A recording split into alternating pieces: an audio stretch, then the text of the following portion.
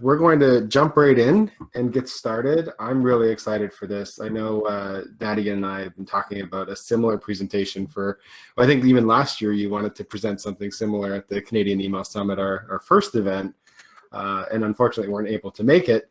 So I'm very excited to see, the 2020 edition. There have been some Yeah. changes.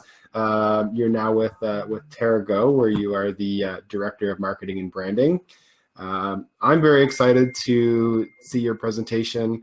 I know marketing automation is a big topic these days.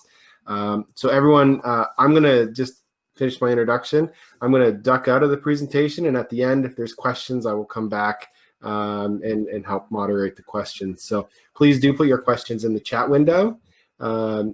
Nadia, if you feel like answering them as you go, please feel free to do so. Should you wish to wait till the end, I'm good with that, whatever is comfortable for you as well. So let's jump Great. right in. I'm super excited to see this. So thank you everyone for joining. Awesome. We'll see you Yeah, soon. thanks everyone for joining us. Thanks, Matt, for the intro. Welcome everyone to the Canadian Email Summit, the early morning edition. I'm really happy that you guys joined. I was expecting people to join, but it's a healthy bunch. So thanks everyone for attending. So I'm Maddie Milani. I am the marketing director for marketing and director of marketing and branding at TeraGo. My background comes from a bunch of different areas, but I've always kind of been more in the marketing strategy side of the business, more of the demand gen, and also kind of inherited at times the marketing operations part of marketing as well. And so what this presentation today is just what I've learned in and adapting marketing automation as a primary role or function as a marketing director, senior marketing person in various different roles.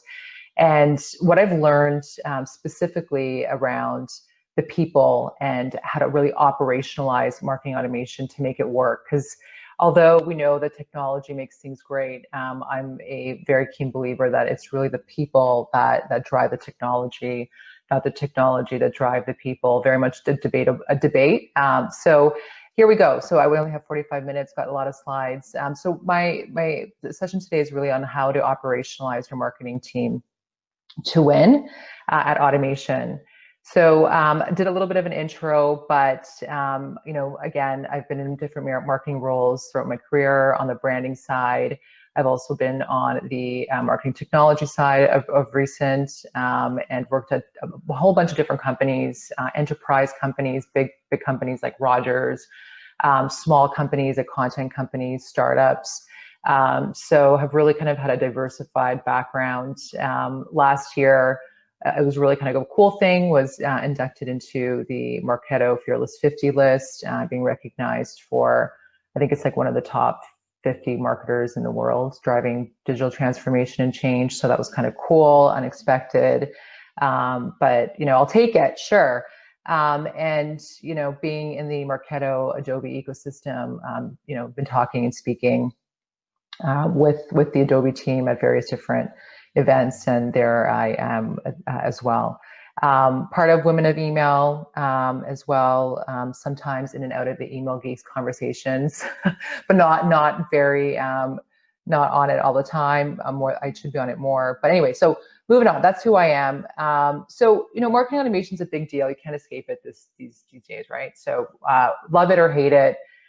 When it comes to marketing automation and organizations, it's a big deal. It's usually going to take consensus. It's going to take, usually some type of investment. So for that reason, I think it is a big deal in an organization. You have to kind of sway the organization to want to do it if you don't have marketing automation currently. And if you do, it's optimizing and showing what it's doing for the organization. So for that reason, I do think it's a big deal. There's a promise, we hear it all the time as email marketers, and if you're not an email marketer, there's a big promise around it, right? Like 75% of email revenue is generated by triggered or automated. So emails. There's a study that was done by Marketo, 76% of marketers see a positive ROI within 1 year. So There's also higher open rates and there's higher CTR rates. So we know that there's these great engagement numbers that come from automation, which is great, because at the end of the day, it helps make our customers happy, right? So we want to have a happy customer. We don't want to have a mean and irate customer. So automation, in principle, should do that. According to studies, though, like 60% of marketing automation implementations fail. So that's a staggering number, and there's a whole bunch of reasons why, right? So, things that we read online or statistics is, this poor sales and marketing alignment, we can't figure things out, so that's why it's failing. Or there's not enough leads to nurture, so we can't nurture anything, and that's why it's failing. Or lack of process. Executives have bigger priorities than to think about it or to really care about automation. We have the wrong people perhaps in line, or the wrong content, or poor tech choices. It's the technology's fault that we aren't making anything of this. So how do we achieve success, right? Like, how do we achieve success? It's something I've been thinking about a lot as I've been working on different automation platforms and operationalizing marketing automation within organizations. So not this type of success where, their email specialist is like, yeah, this is awesome. I'm talking about like where everyone in the organization is like, yes, this is something that is really great, and we can definitely, this is something that the company is really behind. So my theory is that you really have to operationalize your team to win. So, what does operationalize mean? Is it even a word? It is. It's a word.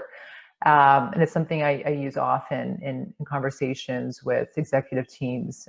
It's really putting into operation or good use your teams in relation to marketing automation.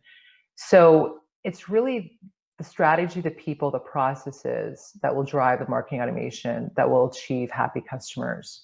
So that's what I've seen in my experience. We're going to look at some case studies after this long intro.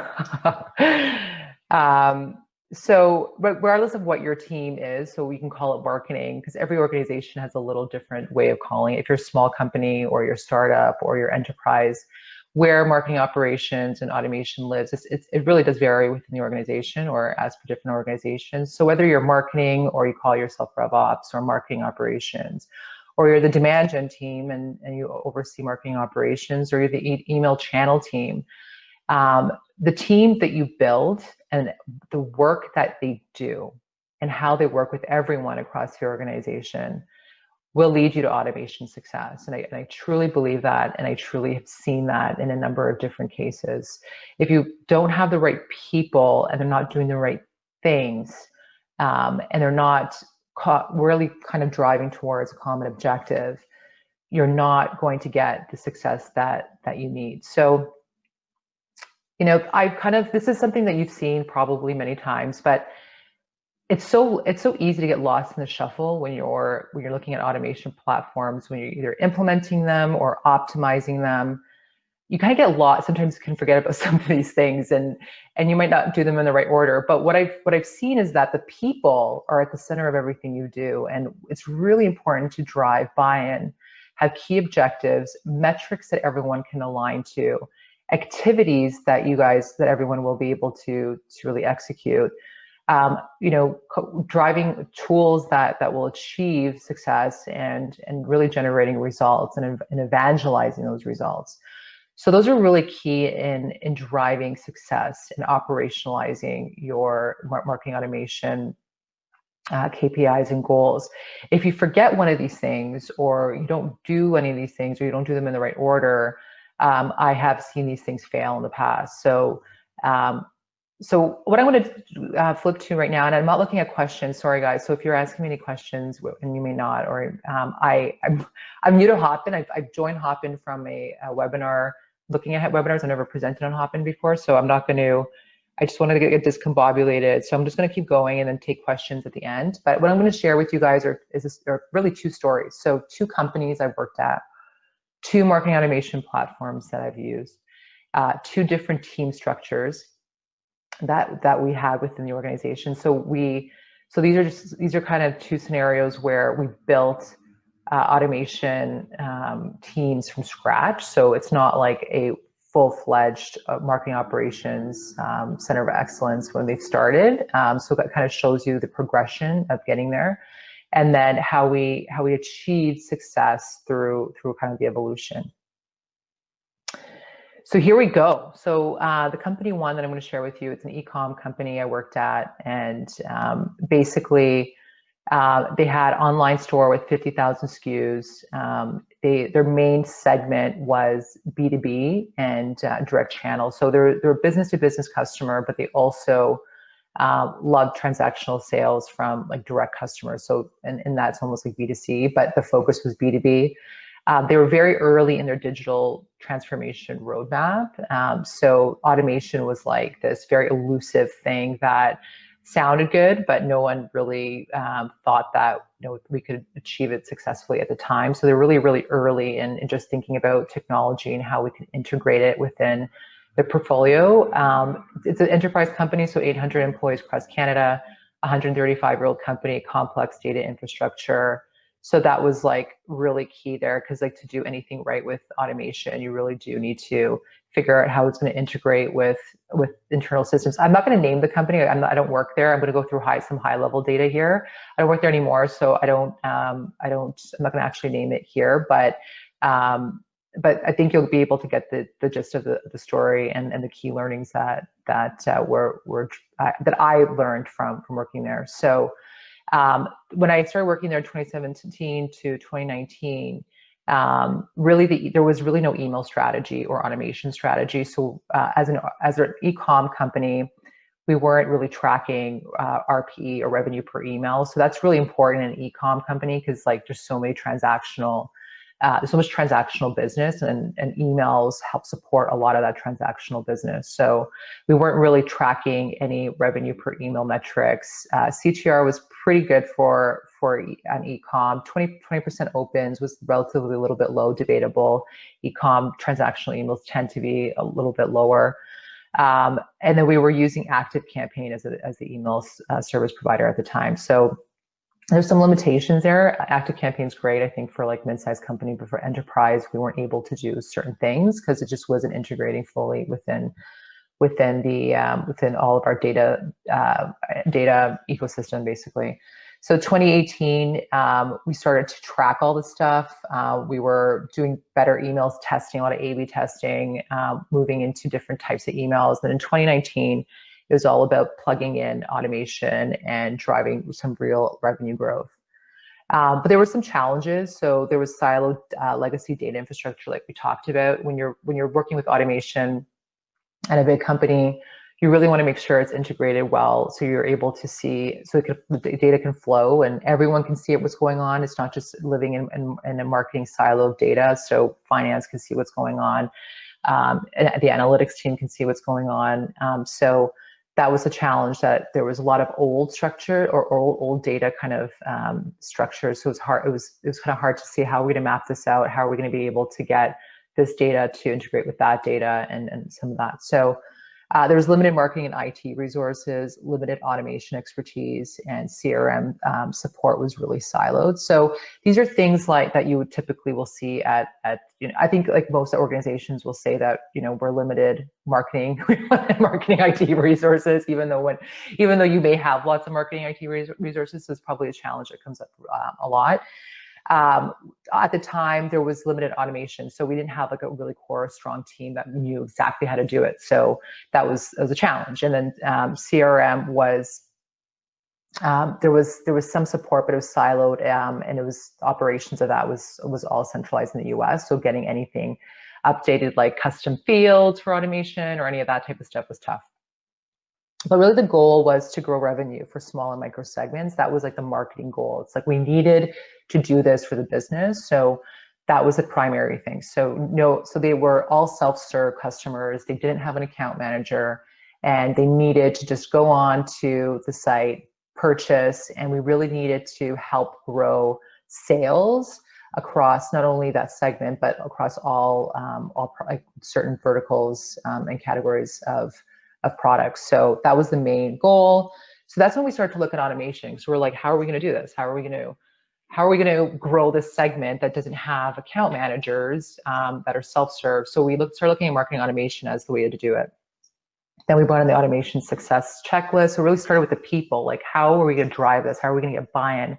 How are we going to get our core objectives, metrics, activities, blah blah blah, as we talked about before, so tools and results. So we started off with this team structure. So it was the automation owner, which was me at the time, and we had literally one email specialist, and then analytics we brought in actually later. So it was one email specialist who was doing everything, like email development. Then they were starting to build trigger, drip, nurture campaigns when we integrated automation, landing pages, and forms. So they were doing it all. CRM admin was, so this is the Salesforce CRM that was integrated with their systems. They were working out of US, and it's hard to get anything done with them. Content was another team, and then design was another team. So we started with this structure, but in that we were able to, like, me being the automation owner or prospective automation owner, my job was really to get buy-in throughout the organization before we actually launched things. So it was really important for us to get the buy-in, and the way we did that was that we said, look, like the goal here is to really grow this segment, small to medium-sized businesses, and we knew that automation could help us do that. So we looked at some financials, and I always say, I call it marketing math, because like finance always typically looks at marketing financials and they say, what is this? But we were able to show a good roadmap of how marketing automation could drive more engagement with their customers, really drive a higher velocity of purchases within that small micro space. By sending more emails, by sending more relevant emails. So when they were purchasing at certain products at certain times, or when they were at a certain stage of their customer life cycle. So we showed that, and it really did show to the SLT, so senior leadership team, that there was growth here. So this is kind of like a rough mock-up that we showed them. Look, stage one is email onboarding, and then we onboard them, and we can get them into this drip campaign, and then when they make a second purchase, they go into another drip. So we start to show them like how this actually works and how this would help get the customer to go to different stages of the life cycle and trigger different behavioral emails. So because when you say automation and triggers to CFOs and even the CTOs sometimes get it, but sometimes they just don't get it. So we have to show them visually, okay, this is how we're going to do it. These are the activities we're going to do. And then these are the metrics that we're going to go after. So we're going to go after higher engagement emails. We're going to go after more leads, better close rates on that small micro segment. So we looked at, so then they were like, yeah, this is great. This is awesome. Everyone was like really excited about it. So that was good. And then we looked at platforms. So for us at the time, Marketo was the better choice because it was enterprise. There was a lot of different tools that we needed to plug into. So that was for us the better choice at the time. Then we soon learned that, okay, this little structure here that I showed you first was not going to work for all the different things that we wanted to do. So one email specialist does not, a successful automation platform make. So we needed to really think about how are we going to structure ourselves to win. So we kind of thought, we started to think about, we really started to look at centralizing marketing operations into a new structure. So we kind of called it center of excellence around automation. So we had a marketing automation admin who was just focused on marketing automation. So they were just focused on optimizing the platform, building the core functionality that we needed. Most of the kind of algorithms and logic that needed to be produced within Marketo, that person was responsible for that. And then the email specialist was just responsible for the day-to-day blasts that were more transactional. And then we had an analytics person that was dedicated all the time. And then the CRM person, we brought in a CRM person in-house. They were still their own department, but we had a CRM person at the location that we could work with on a day-to-day basis, which helped us really drive a lot of the automation activities that we needed. So that's kind of where we built it from like one person, and then it became a 4-person team eventually when I had left the organization.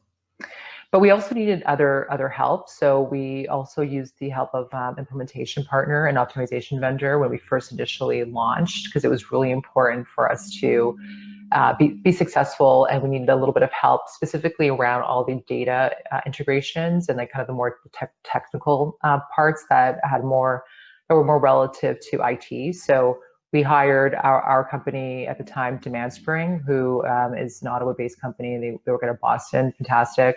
But we also hired a slew of the copywriters, email developers, designers, and automation specialists on the onset of launching Marketo to really create the volume of emails that we needed to really build up the strategy.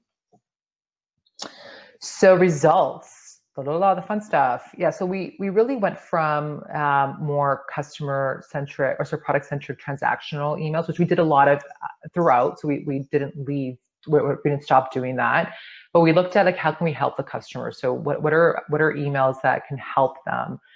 So if somebody's not buying, is there stuff that we can provide them, like that will help them do things, whatever it is. So we looked at, okay, how can we build out some customer-friendly, helpful emails? And we started doing more of that. So we kind of shifted from very product transactional to more customer-focused emails, which was very different at the time for the organization. We sent out like a lot more emails. So when I first started there, we weren't using automation, but then around October we started. So we noticed there was like 125% more email sends versus prior year. So a lot more like crazy open rates. We were seeing like open rates as high as 40%, particularly because we were triggering emails at different parts of their journey. So regardless of whether they were just filling out a landing page to get more information, we were customizing those emails, and that seemed to help. 40%. So 40% open rates, we were seeing 20%. We were seeing 40%. So a huge increase. We were seeing CTR as high as 10% for some of our triggered automated emails, which was again a good indication that we were doing the right stuff. And then RPE. So when we started measuring that, so we had a significant increase in revenue per email. So 31% increase on regular blasts. And then we had, this is a crazy data point, but like we had an RPE of almost like 289%. So a growth of 289% automated versus blast since the launch of automation. So it was really easy for people to see that, okay, this is working. We also saw 3% more new small micro customers purchasing within the first 30 days. So 30 days of launching, we were starting to launch multi-nurture campaigns, so not only email, but having the same message on other media channels and targeting them with the same message. So we saw when we started that 30 days later, we were noticing a lift in how many people and customers were purchasing, which was cool. And then when we were in market for like about 6 months with automation, we noticed 50% increase in sales from that small micro. So huge, significant increase in purchasing of that small to micro segment, which was like, great. So really the key thing there was, again, operationalizing it. So getting the buy-in that you needed, having shared metrics, and then really driving those results. And it's really important in my experience is that the results must be evangelized. Like you can't live in a marketing silo and not talk about all the great things that are happening. It's super, super important to evangelize what's happening, the success, and early on and often. So like I was literally in every single meeting that I could get into to talk about these amazing results, because it was exciting, but also it was important for senior leadership to understand that, look, we are getting a really great return here. All the hard work is paying off, and it was a great story to tell. So guys, moving on to company number 2. Again, I'm not looking at questions yet, but I promise I'll answer any questions that are coming up after this. So that's the e-com story. Automation was a great value I think there. So marketing automation for the second company, we're going to talk a little bit about that. So currently I'm at TeraGo, so I'm the marketing director. We talked a little bit about this. I do all marketing. So it's not only digital marketing, as people call it, but I think all marketing is digital these days. But I oversee branding and website and all of our strategic initiatives. But I've really been someone who's believed in email and who's seen the results of email in all of my past roles. So it was really important for me to look at the email ecosystem at TeraGo and see if we can do anything there. So here's a story. So we're a B2B company. We are at the beginning of digital transformation in a lot of ways as well. TeraGo is an IT company, so a managed service provider. That's what MSP means, in case anyone's wondering. And we own data centers across Canada, connectivity. So we do networking across Canada, so business internet. And we own private and public cloud.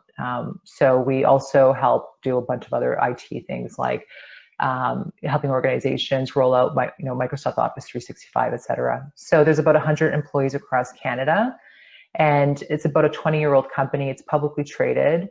And specifically on strategy, we went from acquiring, specifically with COVID and everything that was going on this year, we really took a turn from acquiring new customers and looked at our existing base this year and said, okay, how do we drive our current customers on more products? So isn't email the best thing to do that? So, and I'll show you how we use email to do that, and some wins there. So there were some challenges with the organization, very similar to many other organizations I've worked at. So limited marketing resources, right? So, that comes up a lot. Limited use of the email service providers, so the ESP. We use Pardot and its capabilities. So we weren't really using automation or email at all. There's limited email and automation expertise. The same thing, I knew automation, but the team was really new at it. So it was kind of we had to teach and learn and do a lot of different courses to kind of get up to speed on how do we use Pardot, how do we make the best of this. So there definitely was an opportunity for better sales and marketing alignment, which we worked on. And CRM support decentralized. So what I mean by that is that CRM so we had a CRM person, but then that person left. So then everyone's kind of owning their own section of what they need to do within Salesforce. So that kind of, from a data integrity perspective, it's tough. Because for marketing automation, you got to make sure your data is correct, your data fields are all populated correctly. So there's some challenges there.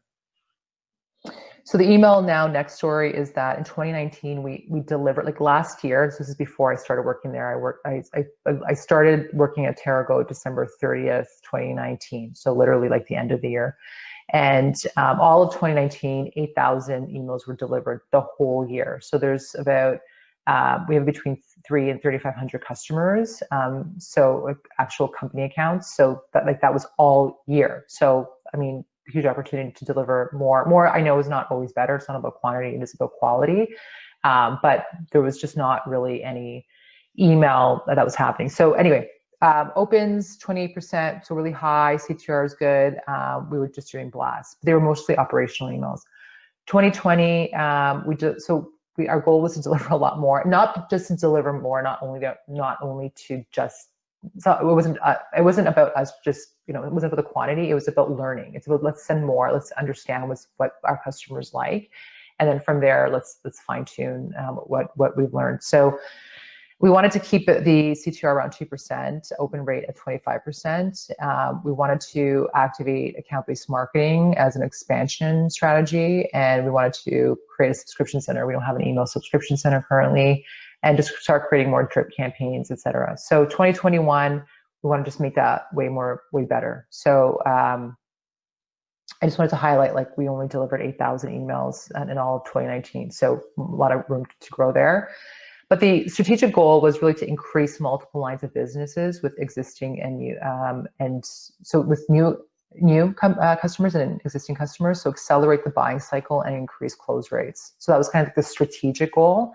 How do we do this? So back to my marketing automation, operationalizing your, operationalized checklist. So It's really about the people, getting the buy-in, the objectives, metrics, activities, tools, and results. So these are the people. So that's me. So automation owner. We have a marketing strategist and we have a designer, but the strategist currently helps with email as well. And then we just brought in an analytics person who's starting in like a week. So that's awesome. CR admin is decentralized. So that person, so everyone's kind of relatively responsible for their own areas of the business, but hopefully we'll have that centralized at some point. That's our team. Go team. I don't think they're on the call today, but they're great, and we're adding one more person. But because of the limited amount of people we had to add freelancers. So we added copywriters. We used some email developers and designers, as well as an automation specialist to help us get going and getting the team to learn, because it really is a part of if you don't have somebody who's an expert, then you really have to use experts to do some of the work, but also help teach. So we've been doing that approach. And really just using the account-based marketing as a strategy to really help us grow. This is a whole other conference here, but high level is that we kind of moved away from demand gen, which was, we're still doing some of that currently as an organization. So really driving acquisition, new customers. We moved away from that and kind of moved more to, let's look at actual accounts. How do we market to them? And really it's one to few, one to one. We have some one to many, but it's really more customized campaigns, but understanding your account, their firmographic, demographic, et cetera, behaviors, and creating great campaigns around that.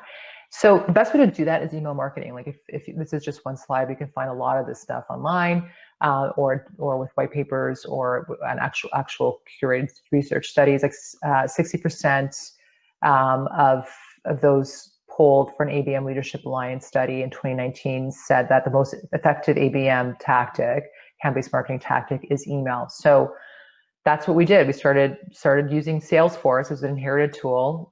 We didn't migrate. It was inherited. The implementation happened about 2 years ago, and we started to use it for ABM, so account-based marketing. So the results were, so we designed like an onboarding, so we had an actual welcome onboard campaign that we never had. So we never used email to onboard our customers. So we developed that and then entered our customers into a drip campaign.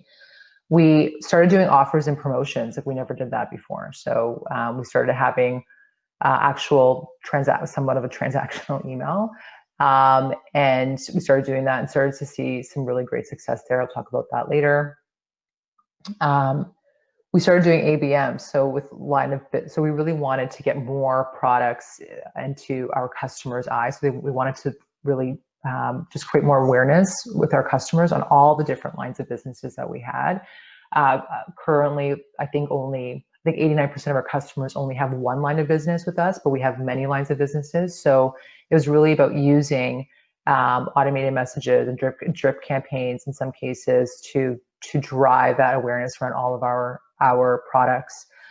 So email results to date, so these are some metrics. So we've sent more emails with stable engagement numbers, which is great. So we've sent 42,000 emails so far since January. We've been able to maintain an open rate of 30%. Click rate is down, so we're watching that. I expect it because we've sent more for sure. And opt-outs are around 526 for the year. So unsubscribe rate's a little high, debatable. We're watching it. We want it to come down lower. We sent more. So our customer base is like, wow, you guys are sending more emails. So it's to be expected. But we are monitoring that and tailoring and fine tuning our email campaigns as we learn and go along. But what was really cool is that once we started email and nurturing our customers through emails and prospects as well. So this is not just customers, but prospects. So somebody signs a lead form, I want more information. What we did notice on the demand gen side is that our close rates for leads increased from 6 to 10%. So we're able to close 10% of our customers versus 6% last year. So we also were able to increase our conversion rate. So 59% conversion rate versus 32% from lead to opportunity. So that's a really great increase there. Our unqualified leads went down. So that was an interesting statistic. And we spent a lot less because of COVID. So we really ended up using email because we weren't using it before, and strategically it just made a lot of sense. But we were able to do all this with actually spending less, which was, everyone loves that in the C-suite, which is, they're like, great, this is awesome. We also noticed our traffic going up a lot. So traffic to site was up 26% year over year. Bounce rate was down, which is interesting. And we were able to expand our lines of businesses with customers. So we went from 2019 to now we're at 8.9%. It goes up and down, but a huge increase from last year. We started our email trends, and I don't think this is all email, but we started sending email and strategic emails in January and really building up our sends. And then, as you can see, it's up and down, but a huge increase from last year. Also, our ARPU's gone up, so we're seeing ARPU growth year over year across our lines of businesses. So yeah, all this is really good. So in summary, I mean, I've as a marketer who's been on the strategy side specifically, or the demand gen side, who has been responsible for marketing automation in most of her roles as of late. So in summary, what I've learned through this is that it's really important to operationalize the team. So it's really understanding how do we use our team to its best of its abilities and get the proper help when required. So, but it's important to follow that checklist. So it's not losing sight of that. It's super easy to lose sight of that, specifically when you're new to an organization, because there's just so much going on. There's so many new things, but it's being really mindful of, okay, what are we trying to achieve, and getting everybody behind it. Your people will make automation and email succeed, not the technology. So I really do believe that, because you can have technology, but if you're not using it properly or have the right roles in place to make the best of it, you will be like we were at TeraGo last year, 2019, where we weren't doing really anything with it except for sending operational emails. So you have to have the right people in place to drive the automation platform for success. The other thing I've learned also, this isn't part of the operational checklist, is don't wait to get it perfect.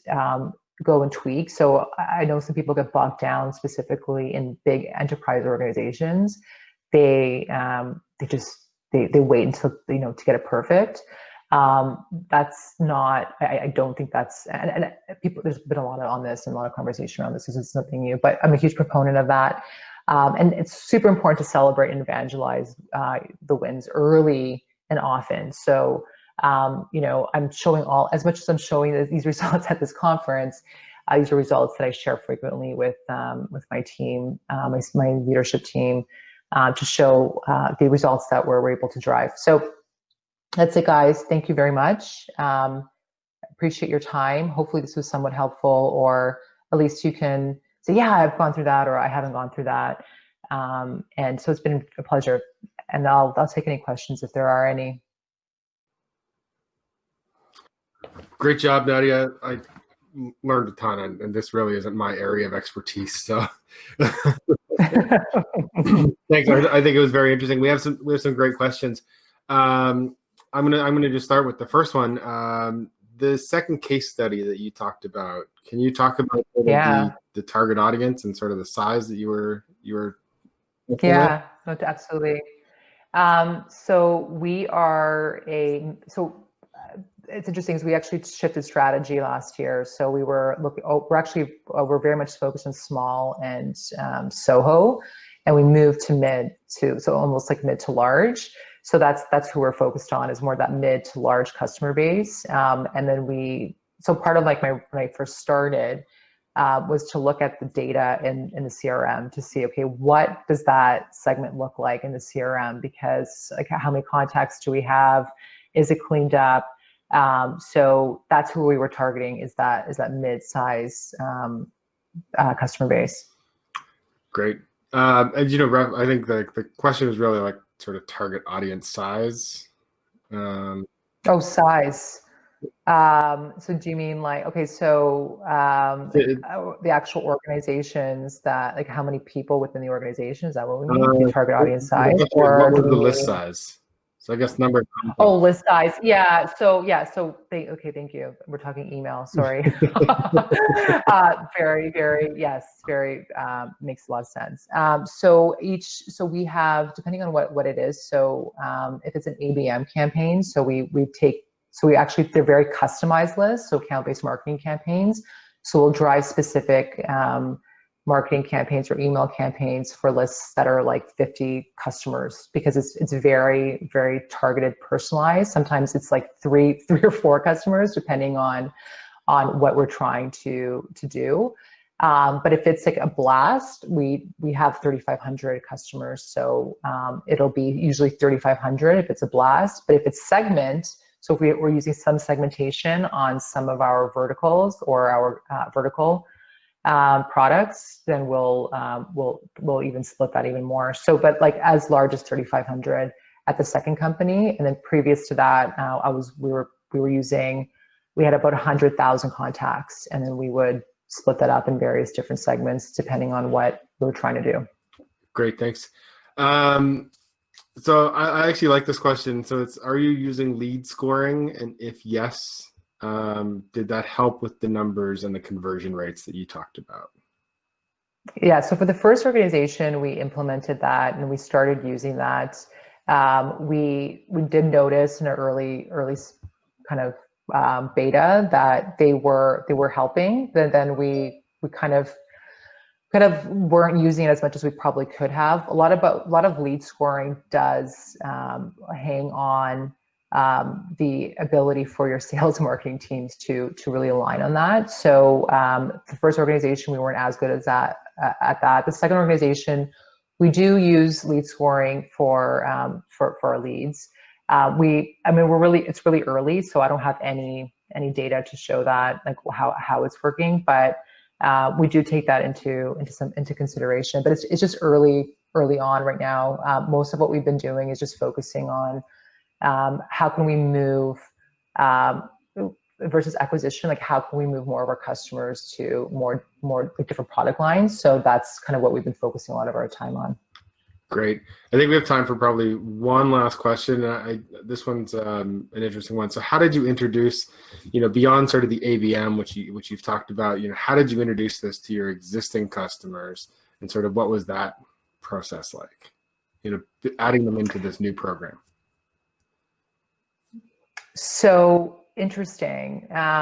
We didn't, so a lot of this was testing. Like we didn't, so we don't typically tell our customers that we're going to, make a change with different programs.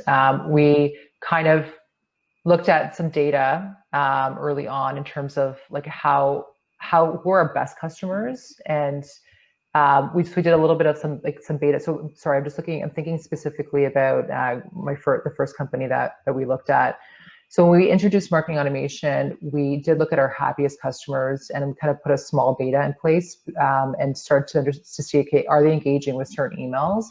Do they like certain emails? We did some of that, and then we learned from that and then moved it across more of our customer base. With our second, to be honest with you, we didn't do as much of that as we should have probably, but we kind of just launched certain programs, saw what was happening in terms of engagement, looked at our subscribe rate or unsubscribe rates. We looked at our key engagements like CTR, open rates, and kind of made decisions based on that for now. Mind you, I've been there since end of December, January, so a lot more refined testing and communication, to come. But no, it's a good point. Great. Thank you very much today for sharing your experiences. It was fantastic. I hope you stick around for the rest of the day and enjoy some of the other sessions. We are going to switch rooms right now. We are switching over to another session, email personalization, more than just name dropping, with Quanta Rodriguez from Homestars. So please switch sessions. And Nadia, thank you again very much for Thanks, guys. joining us. My pleasure. Thanks for having me.